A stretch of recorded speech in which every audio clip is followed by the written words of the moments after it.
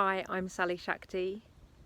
Welcome to Writing and Thriving, and happy autumn equinox, the time of equal light and dark, night and day, light and shadow.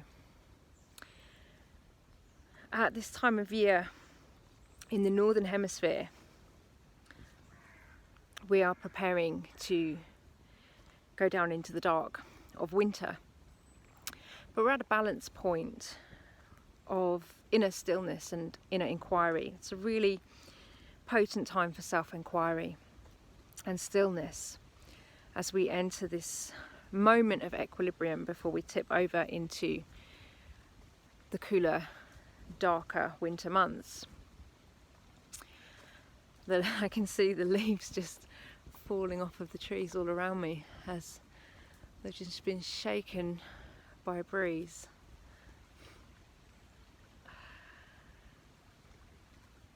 I'm really, really blessed to be at a place at the moment where there is a stream and a woodland that I can walk in every day. I'm walking with a dog who is being a little bit more mischievous now that I've got the film going. I might need to call him back every now and then. Good boy, good boy. I just picked up an enormous stick out of the stream. The light in here is incredible. It's just really, really reminiscent of this time of light and shadow. The way that the light is falling in between the trees and the leaves, and I want to show you some of that light on the stream as well. You see that? Where is it?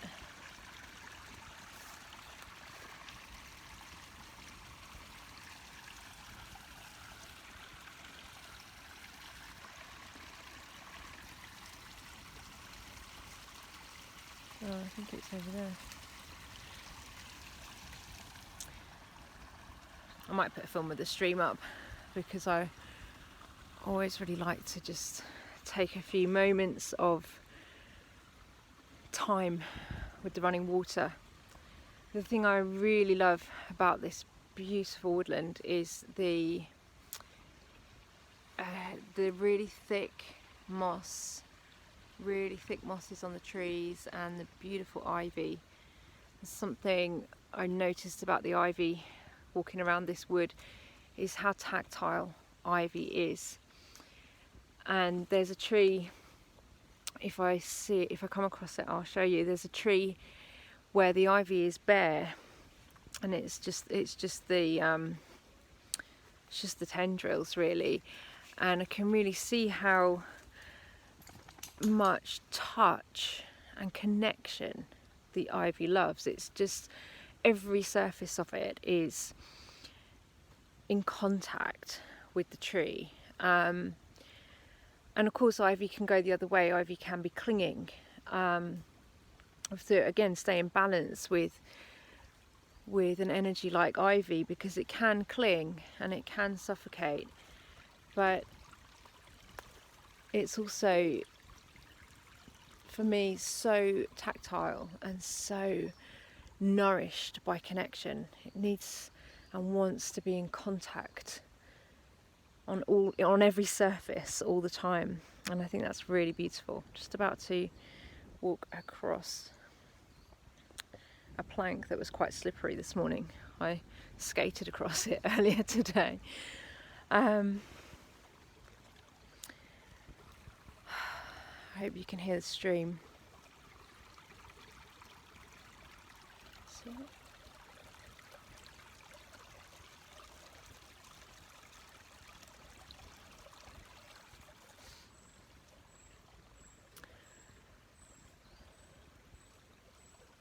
There's such stillness in this woodland as well. Really, that inner still point of the equinox is really palpable here.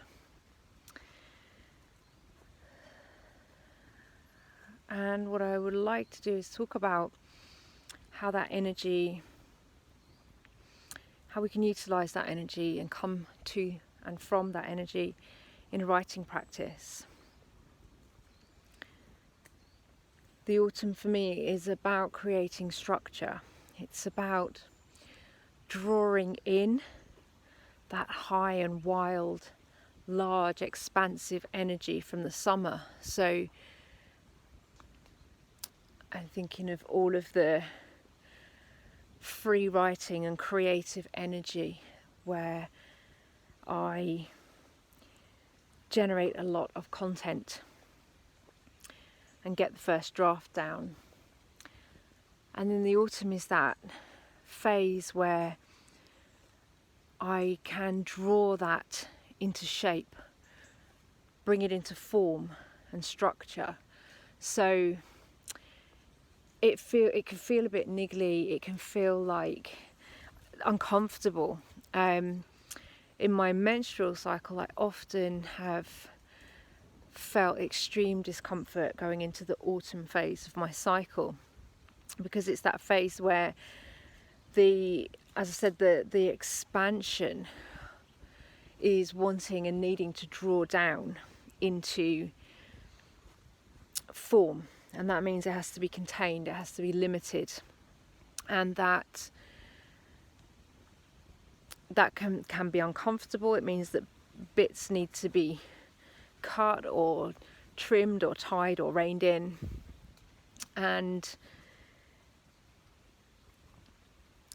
but it's also an incredibly potent time. I find it very focalizing. The autumn for me is a time of bringing that energy into focus, that expansion into focus, and drawing it down to something purposeful. I find the autumn very purposeful. It's often the time of year and the time in my menstrual cycle when I'm most productive. If not necessarily creative, in the sense that the creation often is an expansion of energy, the productivity and the form of creativity that I experience in autumn is that drawing in, like a contraction, but where it actually gives shape and sense and form and purpose and structure to the material, the harvest of the summer. Just sat on a wet chair, so I'll put my shamanic cloak over it. These shamanic cloaks are good for many things. Okay, so yeah, that's the energy that I associate with autumn in terms of writing practice, and where I would associate this autumn equinox energy with the wheel of the year and the 4 seasons of writing and thriving. It's time to draw down on what we've already created and to discern what is good to keep and what can be released. So what are we going to use in our final draft, and what are we going to cut, and how are we going to shape that, how are we going to bring that into a form that is durable in the world. So that's how I would work with these autumn energies on a writing project and in a writing practice. And I also want to talk about Word-Magick, because that aspect of ritual making is something that's very potent and very important for me to work with the seasonal cycles of the year as an element of my practice. And what I would recommend as a Word-Magick practice for this weekend, we have a lot of potent energies in terms of, especially around balance this weekend. We've got the sun just going into Libra today, Friday 23rd of September, which is also the autumn equinox, where we have the day and night in equal balance. And the moon is just about to also travel into Libra, and we have the Libra new moon on Sunday. So just right now the energies are stacking up in the sign of Libra, which means that everything is coming into balance. The sun, the moon and the earth, we're all we're all at this still point, this rebalancing, this recentering. So as a word magic practice, as a form of ritual, I would recommend this weekend taking time again to hold both of those aspects of yourself in balance. So I would start with some journaling for inner inquiry, and then to, if you can, obviously safely and responsibly, but if you can, to hold a fire ceremony or light a candle and have 2 pieces of paper, one for each hand, and note down on one piece of paper the things that you have created so far this year and the things that you're grateful for so far this year, that you can celebrate. And on the other piece of paper, the things that you are ready to release and the things that you are also grateful for but are ready to let go of. So you can let go of them with gratitude and compassion. And have a list on each piece of paper, and hold each piece of paper in one hand, hold one piece of paper in each hand, so that you can feel that balance and really draw yourself into the stillness of that center point between those 2 energies, the harvest of abundance and the discernment and the reaping of being ready to let go and release.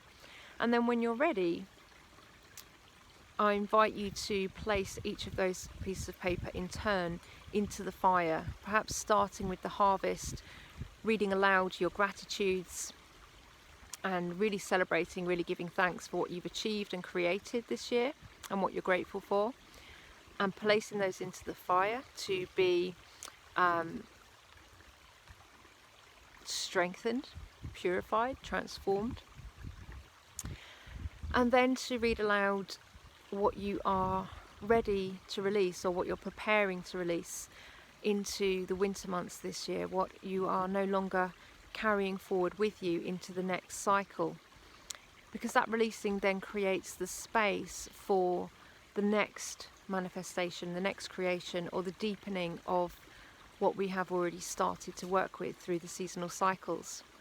And as you read out that list with gratitude of what you are ready to release or what you're preparing to release, again placing that list, that piece of paper, into the fire to let it go, to let it be burned up and burned away and transformed again into new energy, into new possibilities.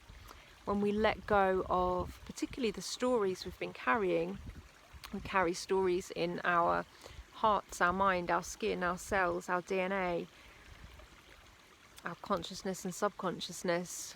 When we begin to let go of some of those stories, especially some of the deeper ones, then we create space for the possibility of transformation and healing. So those are my considerations and suggestions for this beautiful autumn equinox 2022. If you are able to take a moment to reflect in stillness, to journal on what you have created, what you're ready to release, and celebrate that with others or with yourself, then I really wish you abundant, beautiful autumn equinox blessings, and thank you for being here. Sending you so much love.